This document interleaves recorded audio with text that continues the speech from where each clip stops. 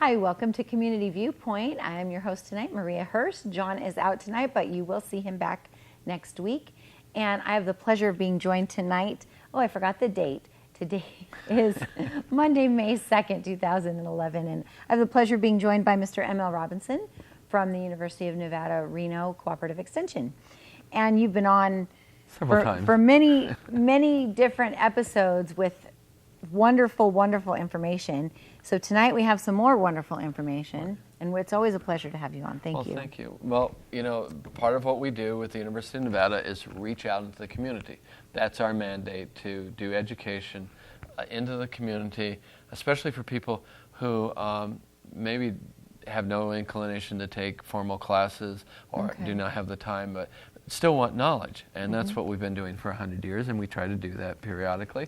Nice. And our next exciting event is the Master Gardeners, which are our volunteers that we train, and we will have another training coming up in this fall.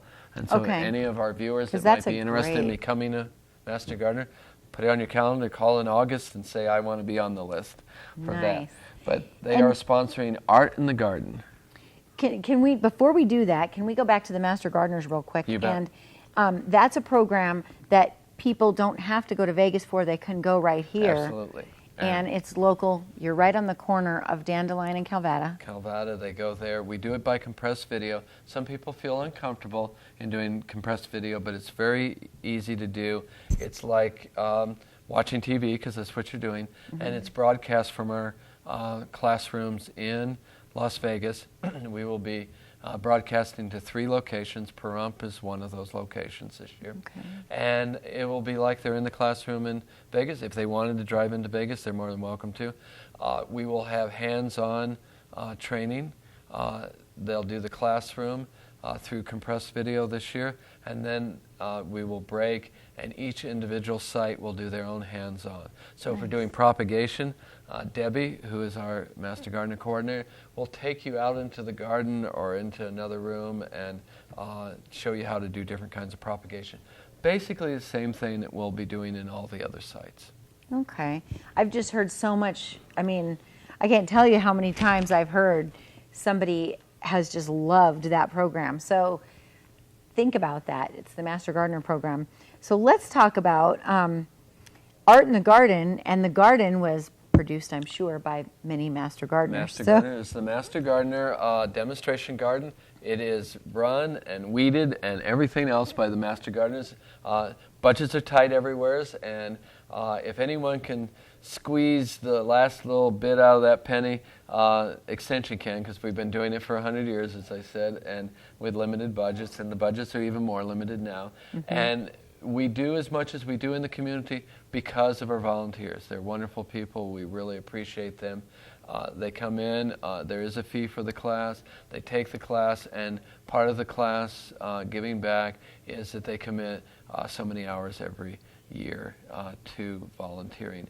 And they answer the telephones, they give information, and they do wonderful things such as Art in the Garden. And this will be in cooperation with the artist organization here in town, and they will actually be artists out there painting and doing their arty stuff. That's awesome. You'll be able to walk through the garden. It'll be cool in the evening. Be able to walk through, watch the hummingbirds and butterflies come through and other birds, because whenever you do a garden with native and native-like plants, it invites native wildlife into your garden, and that's one of the reasons we promote native and native-like plants, desert plants, because not only do they save water, as we've talked about, and they save fertilizer. You don't have to fertilize as much, and pesticides. You don't have to use pesticides as much or at all, because the birds and other insects come in and take care of the pests. Because that's what's indigenous to that area. It's indigenous. And in fact, in our parking lot, I just took pictures today of baby birds in a nest in our parking lot in the center of a teddy bear cholla cactus, and nothing's going to go after those babies because they are totally protected with spines all the way around them. I'm surprised the mother can get in. And I really feel for the little babies when they start to fly, because they're going to have to make their way very gingerly out of their protected location. But because that cactus is a native-like plant and does so well here, our native birds can nest in it. And so Mountain States Nursery is working with the Master Gardeners to provide plants for the sale. We encourage you to bring cash. So that it's a desert plant sale and demonstrations of art in the garden. Going back to this plant sale, you're going to sell plants that, like we just talked about, that are indigenous to this area. Right. So just real quick, because every time you're here, I want you to tell the people what plants are not indigenous that we have to get rid of let's just talk about the one. The main one is salt cedar, but anything that is an invasive, non-native plant, and we have, of course, our tumbleweeds are that. Many of our really noxious weeds that we have in southern Nevada and throughout the United States, this is true throughout the United States, are ones that we should limit. Salt cedar, we talked before we went on the air. Salt cedar is a beautiful tree. It has beautiful flowers, and they can be pink or white or anything in between. Grows well, sucks up a lot of water if you give it to it, but it also does well without so much water. It seems like the perfect plant, but it just reseeds everywhere, and it's a water sucker. And if it gets along riparian areas where there is water, it'll take up the water that native plants need to use. And it's just very invasive. And so we really encourage you to kill it. Kill it. There was one that was in the back of our yard, and where that tree was, we had it removed, but where that tree was, I guess there's like a salty substance that it emitted, and nothing grew there, and it still hasn't grown. It's been a couple of years now. Yeah, and you need to rake up all the leaves or needles that fall, they're kind of like needles, from the salt cedar. It is, many plants are what we call allelopathic, and that means that they put out their own herbicide to prevent sometimes their own children from sprouting from their seeds, as well as other plants. In the case of salt cedar, it sterilizes the ground, and it takes the salt out of the soil and then really puts it in concentration. And it's a survival technique. It's a great way for it to survive. But it really is detrimental to your gardening. And so there's another reason. Not only is it invasive and it sucks up precious water, but it also sterilizes the soil for a time being. So there's tons of places around town that I have seen these trees, and one great way, not only just to remove them, is to maybe attend this sale, find out some more information about there'll be lots of program. Information there. There will be demonstrations, and that's a good point. Thank you for reminding me. Sometimes I forget, even though it's written in front of me, that we'll have all kinds of demonstrations by our volunteers and by others on gardening in the desert. And most of the people that live in Pahrump in southern Nevada have not grown up here. They're not. Many of them have never lived in the desert before, and it's a whole different world, gardening in the desert. And people come here and go, oh, I feel like I'm in an alien land and I can't grow anything. And they go, especially to Las Vegas, and they see these lushy-gushy gardens, I call them, around the casinos. And they want that because it reminds us of where we came from. But we should be really grateful. We're now desert people. How can we garden? And it's all in your attitude. I have right now at our Las Vegas office, and I invite any of our viewers next week or so to visit it's on Windmill and 215. And it's really easy to get to. Just Blue Diamond, straight there. And just before 215, turn in, it looks like this giant Sam's Club. It's very Spartan. And but I have what I call my desert camellias in bloom, and all they are selected flowering forms of pomegranates. And I have doubles and singles and stripes and whites and oranges and reds, and some of the flowers are 3 or 4 inches across, and they look like giant carnations, but they grow well here. Don't plant camellias, don't plant azaleas, plant flowering pomegranates if you want the same effect. Okay. We can't grow orchids very easily here. But many of our flowering cactus, especially the Trichoceras, bloom with these huge blooms once a year, sometimes twice, but usually once a year, the same as orchids do.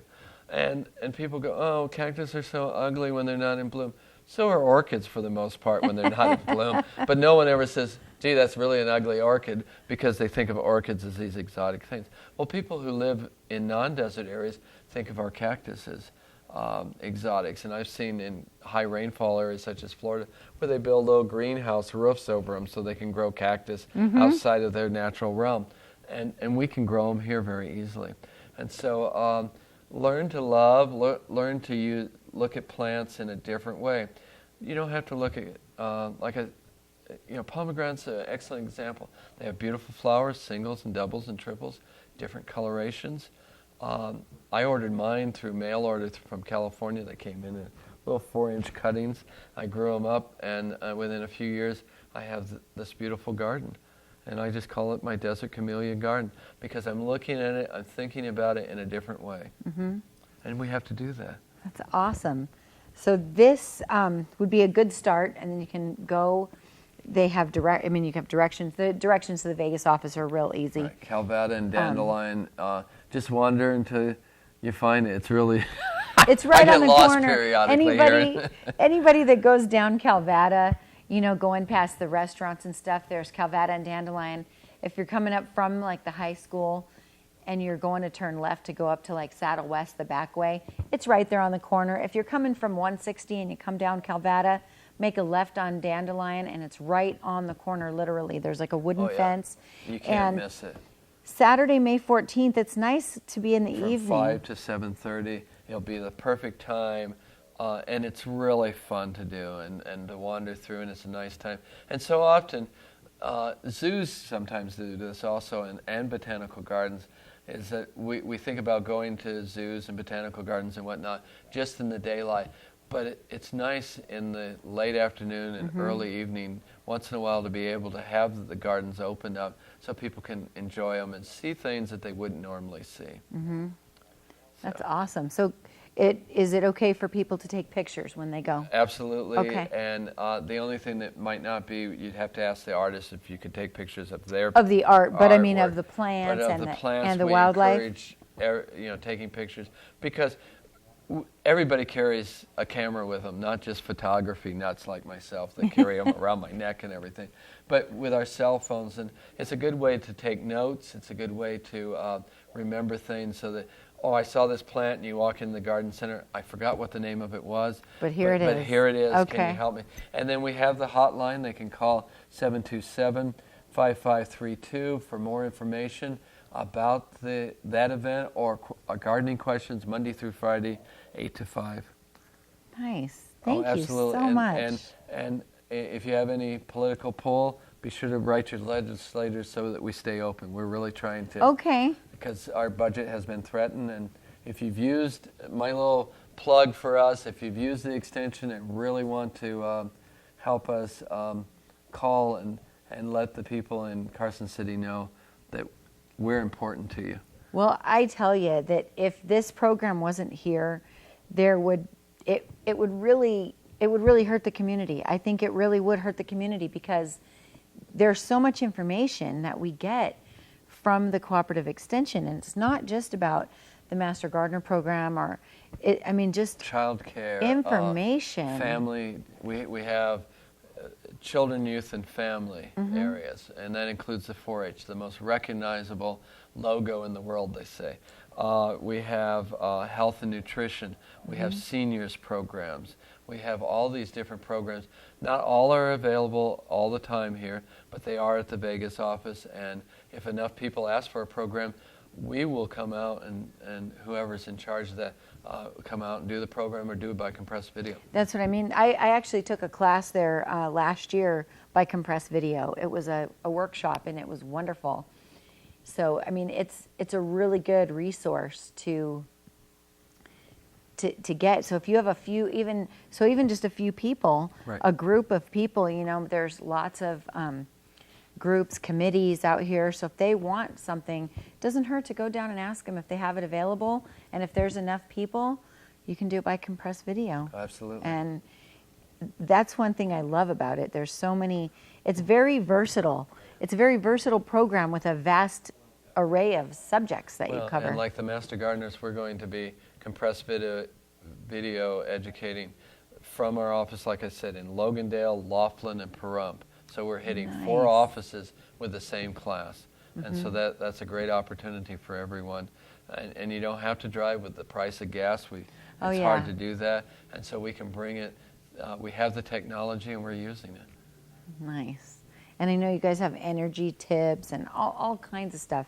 And especially with, I don't know, if you live in town, I know we have to close in a couple of minutes, but if you live in town and you have city water, water is not cheap. Your water bill. Oh, absolutely. I mean, the more water you use, the more water you pay. So if you could go to, even to this demonstration, start Saturday, May 14th at 5 o'clock on the corner of Calvada and Dandelion, the Master Gardeners, or at the Cooperative Extension for the Master Gardeners plant sale and demonstration.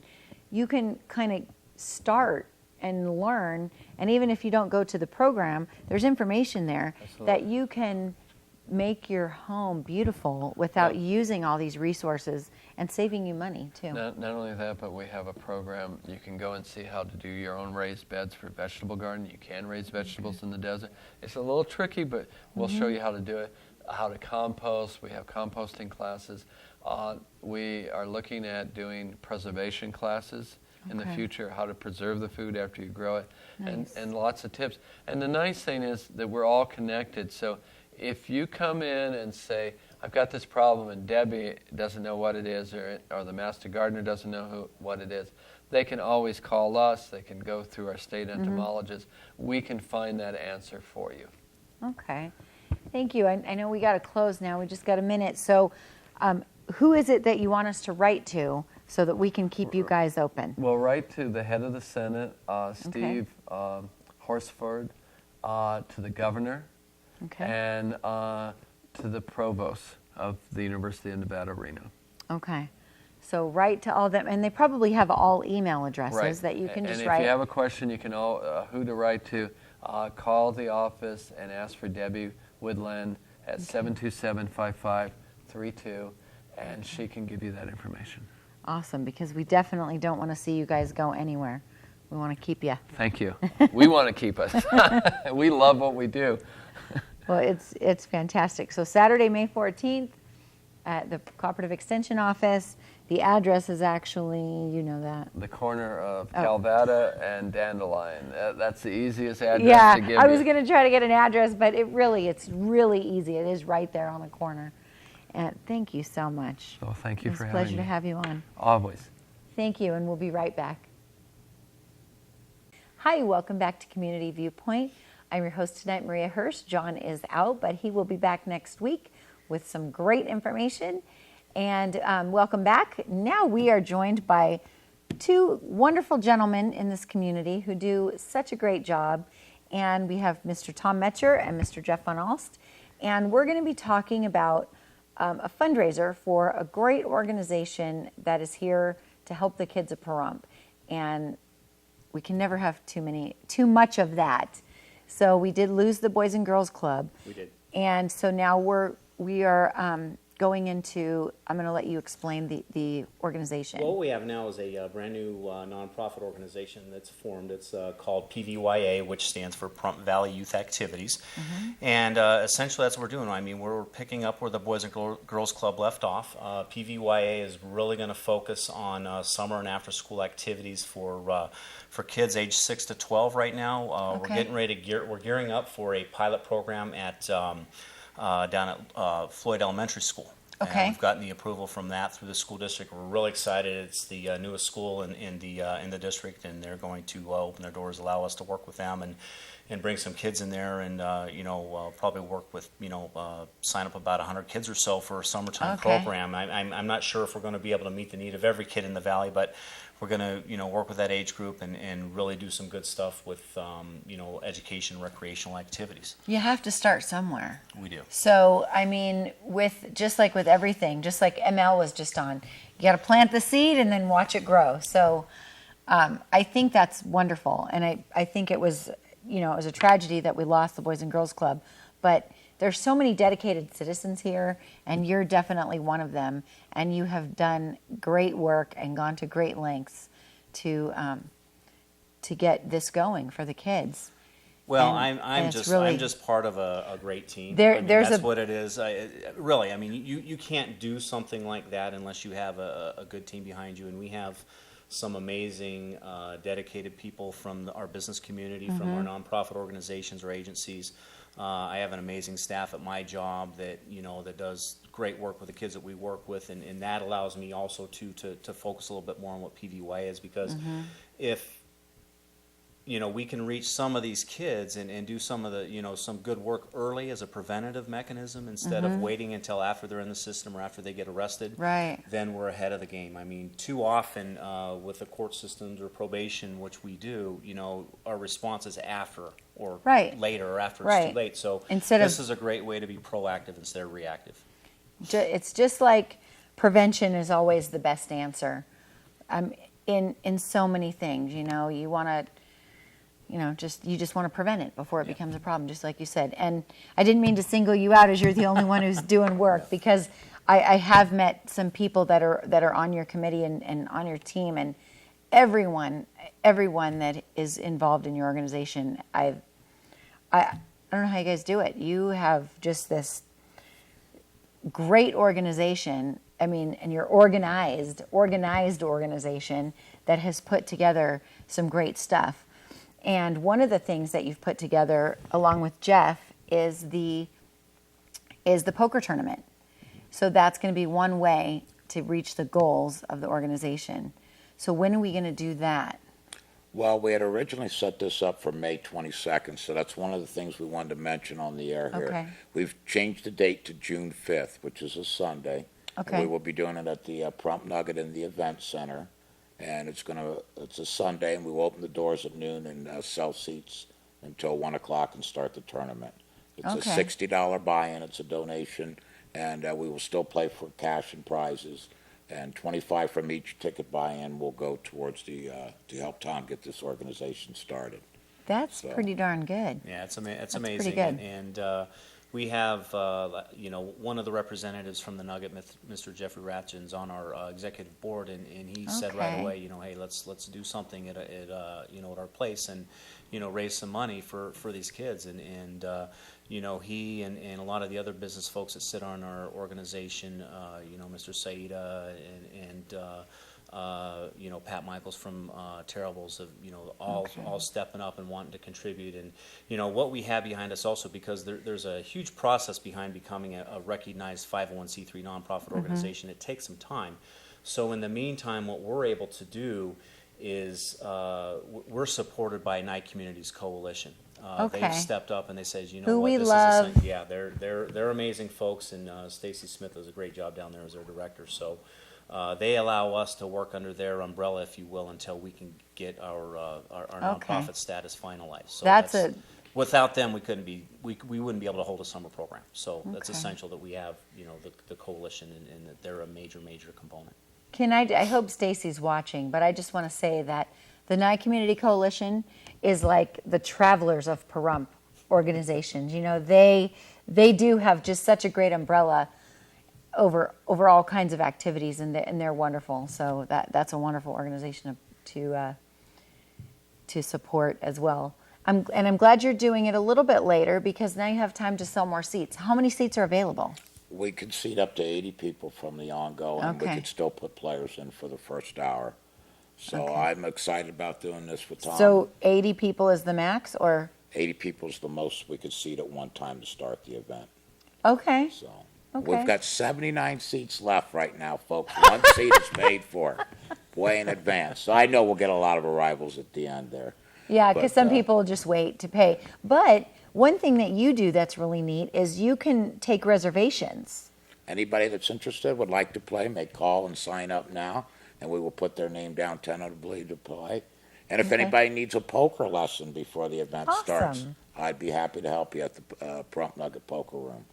And it's real easy to find you. You're right across the street right across the hall from the cafe. Well, we are currently, but in about another week or two, we'll be down in the old beauty Oh, parlor. already? Yeah, so we are going to Okay. move down there, but they'll find us if they come in. Oh, yeah. It's only, what, about, 20 yards down on yeah, down the hallway. yeah, it's still right down on the the way hall. to the bowling center. Okay. On the way to the bowling center. We'll All be. right. Yep. That's awesome. So free poker lessons. You get to support a wonderful community. I mean, a wonderful organization in our community. And you get to play poker and win prizes. On a Sunday afternoon, how can you beat it? How much more fun could it be? Yeah. So I'm going to challenge the community. We need 79 more paid seats. And if you're down there having dinner, listening to one of the bands, just run $60 over to the poker room and get your seat. Get it all done. Be done. Right? That's right. Yep. And we want to thank the poker community for helping us in the past with these events. And I'll be around to ask if there's any businesses that would like to offer to buy a table or sponsor some prizes to give away Okay. for the event. We would certainly give me a call in the poker room or contact Tom here. Absolutely. That'd be great. You know what? I think that's neat because in the past there are some businesses that would sponsor. Maybe they would buy like 2 seats and then they send 2 of their employees to play. So you can do that too, and then you can write it off. So that's There pretty we cool. go, Maria. Get 'em, Maria. Yeah, come on. And it costs the same as an extra pair of shoes. So do we really all need all these shoes? I know I don't need as many shoes as I have in my closet. So instead of buying that pair of shoes, I think I should go play poker for an afternoon. Well, maybe we can auction off a couple pairs of your shoes. We while we're there, maybe Maria. can do that. We maybe can do that. I think there's a couple pairs still in there I haven't even put on. So that's a good idea. There we There's go. going to be some great prizes too. And you can't win those unless you play, right? You got to come down to play. Yeah. We'll do some drawings and give some things away. And in the past, the business community has been very supportive of all the charity events we've done at the Nugget. And I do want to say it's not a Nugget thing. This is something for the whole community. So anybody that has their heart touched that'd like to help in any way, give us a call. Okay. And then also, can we just get the phone number at the poker room? The Pahrump Nugget Poker Room is 751-6508. Thank you. So- So go down to the poker room, see Jeff, grab Tom if he's in the grocery store, hand him $60 and give him your name, and we'll get you going, or call and make your reservation. And it is Sunday, June 5th. Get there around noon. Anytime afternoon between noon and 1. Or if you're running late, I will still sell you a seat and get you in for the first hour. So Okay. if the time is of an issue or you're running a little bit late, come on down and we will get you in for this event. And we'll do a show after, and if you sponsor, we'll mention all the sponsors that sponsored this event. We'll mention them on the show. So if you'd like to donate something, it doesn't matter if you think it's too small, if you think it's too big, go ahead and donate it. So thank you so much for joining us. Thank you. And I wish you lots of success. Maria, thanks for having us on and giving us this time. Thank you. It's very kind of you. Thank you. Thank well, you, it's very Channel kind of you 41. guys for doing We this. appreciate everything, and we're looking forward to a good program starting this summer. It's awesome. And we hope it grows and grows. So Yeah, that's the goal, is to get to every school eventually year round. that's awesome. Yep. Awesome. And thank you, Jeff, in the technical directing room. Couldn't do without you. And if you missed any part of this show or you just want to see it again, you can see it again Sunday morning at 6:30 a.m. Or you can just log on to YouTube, our YouTube channel, and you can type in Community Viewpoint, KPVM, and you can see it anytime you want. Thank you.